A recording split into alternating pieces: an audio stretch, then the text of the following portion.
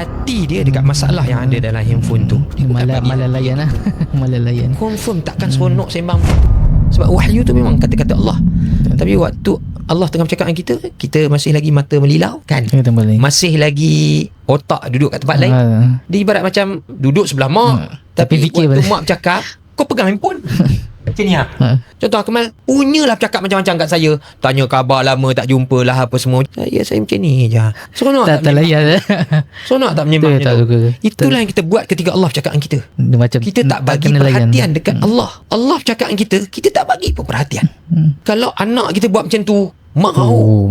Kalau kita ada kawan baik, tiba-tiba satu hari tu waktu dekat meja kita duduk di kafe nak bercerita macam-macam dekat dia, sambil kita bercerita, waktu tu lah dia pergi scroll handphone sambil main game. Apa perasaan kita yang seronok nak bercakap dengan dia?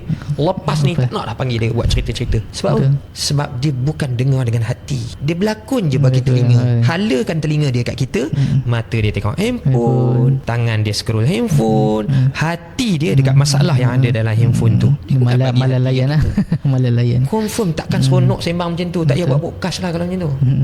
Dengan dia lah. Kan? Tapi bila podcast time macam ni, seronok tak? Seronok kita bercakap, orang pun bagi perhatian.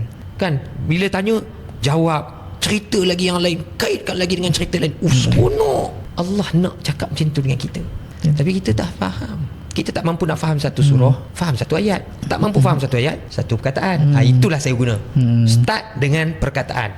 Dan silibus tu sebenarnya dah ada pun dalam aplikasi Quran. Cuma saya elaborate dia lagi, buatkan dia jadi suasana yang lebih meriah, seronok rasa nak belajar. Sebab ada community, betul. Sebab apa yang kita belajar, kita ada tempat nak bercerita balik. Berapa ramai pengguna Quran, kalau dia tak duduk dalam community, lama-lama dia tak guna. Dia dah tak guna. Dia rasa dia dah okey sebab dah cecah 1000 perkataan, dah cecah 2000 perkataan. Itu dia dah rasa dia dah okey. Betul ke okey? Sebenarnya tak okey.